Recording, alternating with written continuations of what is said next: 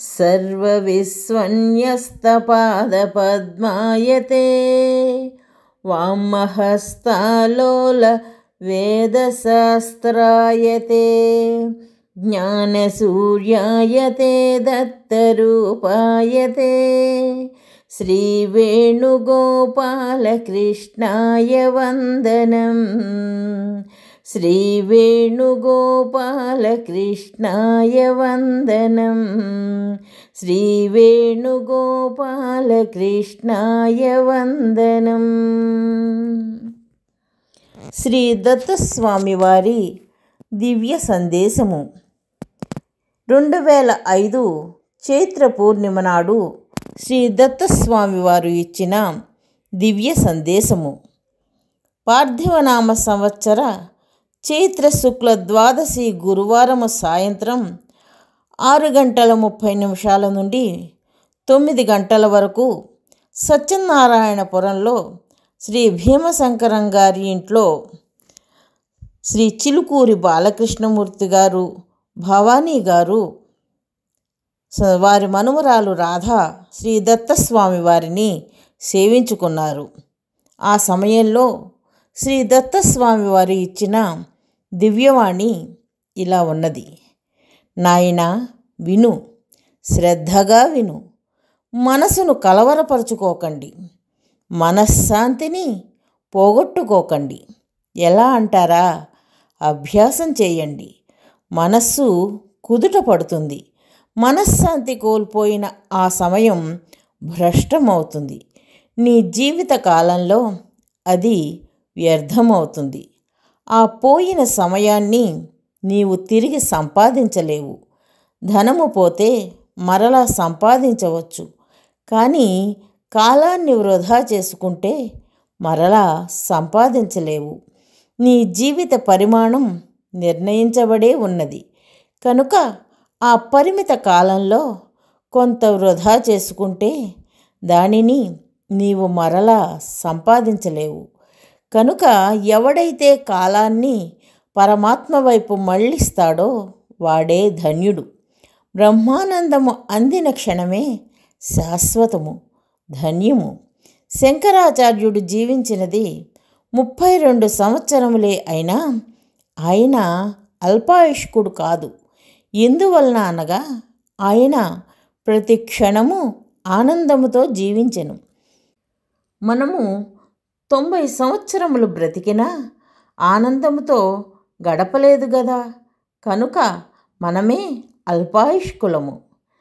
శంకరాచార్యులు జీవన్ముక్తులు, మనము జీవన్మృతులము. జీవితంలో అనేక కష్టాలు వస్తాయి, నీవు పట్టించుకోవద్దు. ప్రతి క్షణం ఆనందంతో ఉండటానికే ప్రయత్నించు. ఒక రాజు భూమండలం అంతా జయించినప్పుడు ఆయన పొందే ఆనందాన్ని మనుష్యానందము అంటారు. మనుష్యానందమునకు 100 రెట్ల ఆనందము పితృదేవతానందము. పితృదేవతానందమునకు 100 రెట్ల ఆనందము గంధర్వానందము. గంధర్వానందమునకు 100 రెట్ల ఆనందము దేవతానందము. దేవతల ఆనందమునకు 100 రెట్ల ఆనందము ఇంద్రానందము. ఇంద్రానందమునకు 100 రెట్ల ఆనందము బృహస్పతి ఆనందము. బృహస్పతి ఆనందమునకు 100 రెట్ల ఆనందము బ్రహ్మానందము. ఇటువంటి బ్రహ్మానందమును శంకరాచార్యుల వారు ప్రతి క్షణము అనుభవించారు. మనమో అలా కాదే. జీవితమంతా మనశ్శాంతి లేక క్షణక్షణము దుఃఖ సముద్రములో మునిగి తేలుచున్నామే. అంటే ఆయన శంకరాచార్యులు జీవన్ముక్తుడు, మనమో జీవన్మృతులమన్నమాట. కనుక నాయనలారా, టైమ్ ఈజ్ వెరీ ఇంపార్టెంట్. శ్రీకృష్ణావతారం చూడండి, ఆయన ఏమైనా సుఖపడ్డా? ఇన్ని కష్టములు, అడుగడుగునా కష్టములే కదా. పుట్టింది కారాగారంలో, పెరిగింది గొల్లపల్లెలో. పూతన చంపబోవటము, శకటాసురుడు, తృణావర్తుడు, బకుడు, ధేనుకాసురుల హత్యాయత్నాలు. ఆహా, ఎన్నెన్నో కష్టములు గదా. ఆ తర్వాత మధుర వెళ్ళడము, కంసవధ. అప్పటినుంచి జరాసంధుడు అనేకసార్లు యుద్ధం చేయడము, మధురను వదిలి ద్వారకకు వెళ్ళటము, నరకాసుర సంహారము, కురుక్షేత్ర యుద్ధము, గోపాలురు తాగి తందనాలాడి ఒకరినొకరు చంపుకోవడము, ముసలం పుట్టడము, ఏకాంతములో చెట్టు క్రింద విశ్రాంతి తీసుకుంటుంటే బోయవాడి బాణం బ్రొటనవేలుకు తగిలి పరమపదించటము. ఇది కథ. కనుక వాసుదేవునికి ఎన్ని కష్టాల పరంపర. ఎన్ని కష్టాలు వచ్చినా ఏమైనా తన ఆనంద స్థితి నుండి వైదొలిగాడా కృష్ణుడు? లేదు, లేదు, నిత్యానంద స్థితియే. మనం అలా కాదే, ఒక్క కష్టానికే తల్లడిల్లిపోతున్నామే. చూడండి, శాంతి ఆత్మస్థితి. ఇందులో దైవత్వం లేదు. ఆనందమే దైవత్వానికి లక్షణము. ఒక కుండ ఉన్నది, దాని నిండా ఉప్పు నీరు ఉన్నది. ముందు ఏమి చేయాలి అంటే ఉప్పు నీటిని పారబోసి ఆ కుండను ఖాళీ చేసి శుభ్రపరచుకోవాలి. అప్పుడు ఆ ఖాళీ కుండలో గంగాజలము నింపుకోవాలి.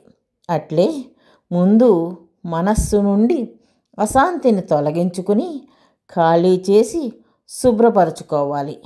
అదే దుఃఖాన్ని తీసివేసి శుభ్రపరచుకోవడము. ఖాళీ మనస్సే శాంతి. ఆ తరువాత భగవదానందముతో మనస్సును నింపుకోవాలి. అది బ్రహ్మానందము.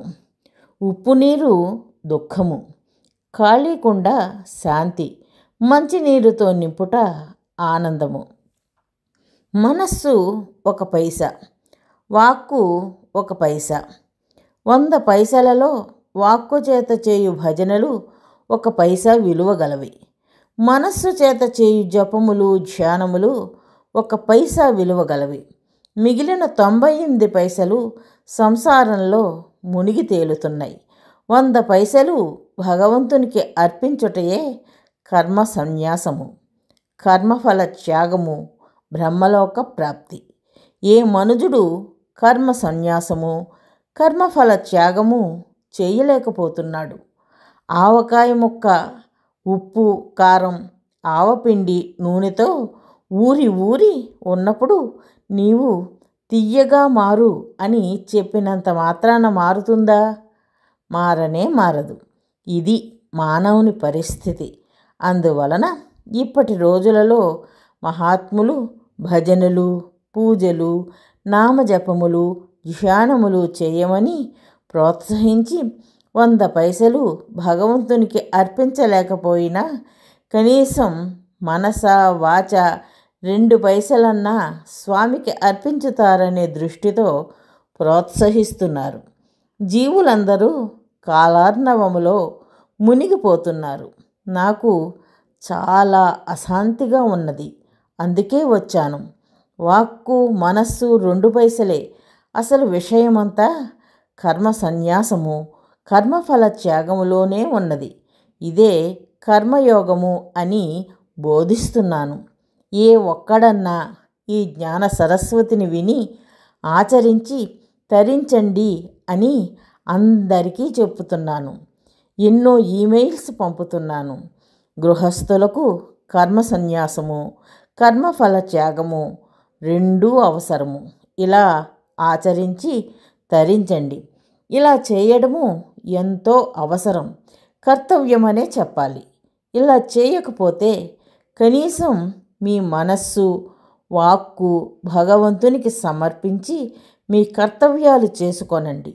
ఇది గ్రహించే మహాత్ములు కనీసం ఈ 2 పైసలన్నా సమర్పిస్తావనే ఉద్దేశ్యంతో ఈ పూజలు, భజనలు, అభిషేకాలు, వాక్కు, జపాలు, ధ్యానాలు, మనస్సు ఏర్పాటు చేశారు అని తెలుసుకోవాలి. శ్రీకృష్ణుడు మసిపూసుకున్న వజ్రమైతే భీష్ముడు బొగ్గు మీద పూసిన సున్నపు పోత. నాయనలారా, ఇంకో ముఖ్య విషయం గమనించండి. వజ్రం మీద మసిపూసుకున్న రూపమే శ్రీకృష్ణ భగవానుడు. బొగ్గు మీద సున్నపు పోత రూపమే భీష్ముడు. తళతళ మెరిసే వజ్రమైన పరమాత్మ తమోగుణమును ప్రదర్శించుటయే ఈ కృష్ణావతారము. గోపికలతో రాసక్రీడ సల్పటము ఈ వజ్రముపై మసిపూసుకోవటము. ఈ వజ్రాన్ని కడిగితే ఆ మసిపూత పోతుంది. వజ్రం తలతలలాడుతూనే ఉంటుంది. మసిపూత వజ్రములోనికి ప్రవేశించలేదు కదా. అంటే తమోగుణమును ప్రదర్శించినంత మాత్రమున శ్రీకృష్ణునకు ఎట్టి దోషము అంటదని తెలుసుకోవాలి. భీష్ముడు బొగ్గుపై పూసిన సున్నపు పూత. ఈ సున్నపు పూత కడగగానే పోతుంది, బొగ్గే మిగులుతుంది. అట్టి బొగ్గే భీష్ముడు. శ్రీకృష్ణుని చూడండి, 16 సంవత్సరముల వయస్సు వచ్చే వరకే బృందావనంలో ఉన్నాడు. రాసక్రీడలో పాల్గొన్నాడు. అది ఆయనకు మచ్చ అయితే అక్కడ నుండి మధురకు వెళ్ళిన తర్వాత మరలా బృందావనానికి రానేలేదు. కనుక గోపికలపై మక్కువ ఉన్నట్లయితే ఒక్కసారైనా వచ్చేవాడు కదా. రాధాలోలుడు అన్నారే గాని ఆ రాధ కోసం ఒక్కసారి, కనీసం ఒక్కసారి కూడా మళ్ళా రాలేదే. అంటే ఏమిటి? వజ్రం వజ్రమే గాని బొగ్గు మాత్రం కానే కాదు అని కదా దీని అర్థము. అయితే భీష్ముని విషయానికి వస్తే ఆయన ఆజన్మ బ్రహ్మచారి, చాలా పవిత్రుడు. అదే బొగ్గుపైనున్న పూత. ఆ పూత కడగగానే మళ్ళా బొగ్గే కాని వజ్రం కాదే.